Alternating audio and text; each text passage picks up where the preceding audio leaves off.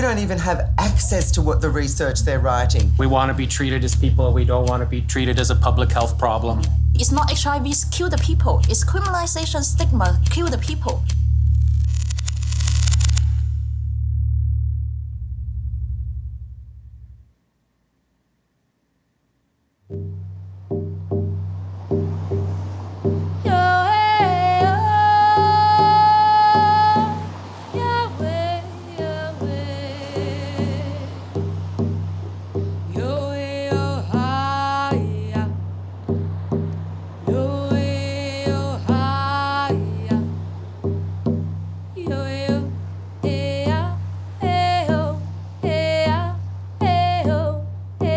Drugs have to be used in the real world, so the research has to take into consideration real life experiences.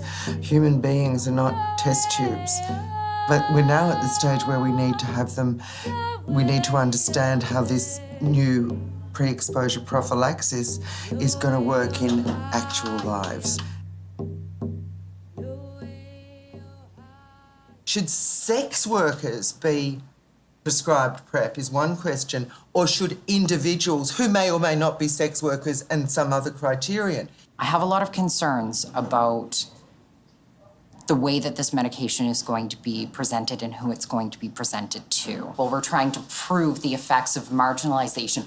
50% of the research that's being done on us is biomedical, which is still referring to us as a vector of disease, and it's going overseas to marginalize people. There's a push to medicate a work industry or to medicate a people of sexual orientation is insane to me. Okay, sex workers, you deal with this now. You deal with this one, and we'll see how it goes in your community, and if it goes good, then maybe we'll let, everybody else have some. This PrEP thing has so many big question marks about it to begin with. None of us will be able to afford it because it is $1,000 a month and not covered under drug plans that a lot of us use and depend on. Also, it's really frightening that there's absolutely no relevant information about any person of color in this data. Trans people cannot be in the same box.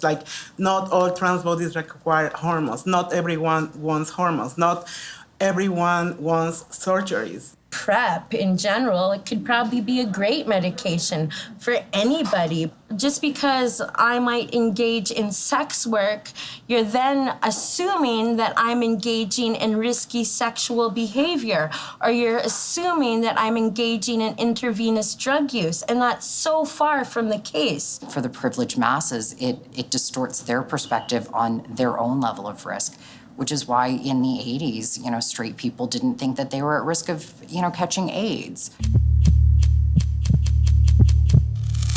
I'm just concerned about the way that it's being marketed as this is so much more effective than condoms. You can go into a chemist and buy condoms and no one knows who you are. Whereas with PrEP, you've got to go to a doctor and get a prescription, and then and you've got to get an HIV test, all the results of which go to the government, which has implications for criminal charges against people. One of the doctors who spoke to us at this conference hadn't considered that. If there's a girl on the block not using condoms... Oh, in the old days? Woo! And violence as a result of that. Okay, so when we're talking about the PrEP pill, what are we talking about? Yeah. She's using it, you're not. Being migrant and sex working, we're exposed to be double punished, right, by the immigration laws. Sex workers who can lose their children, who can be charged with offences. So this is a really important process to get all of these voices coming together. Remember, it's not the disease kill us, it's the criminalization and stigma kill the sex workers, so that we need to... The medicine is not the drugs. Medicine is our heart and how we move forward to change the situation of sex workers. This is the stuff of public health. It's not about people sitting around in an ivory tower. So that's been wonderful. How common is it? It's as common as people want, because as soon as anybody like Dan and this medical school get together and make this space, sex workers will come, and they've got so much to say and so many great inputs to have. It was a bit of a hard sell. The idea that we would bring, upwards of 30 sex workers and allies from all over Canada, that we would then expect them to show up on time and behave themselves in a civil manner, and the concern was there. And what is so interesting and so telling is that nothing could have been further from the truth. And these kinds of conversations that you have are part of some of the many difficult conversations that have to happen in a school of public health. In fact, we call that conversations that matter.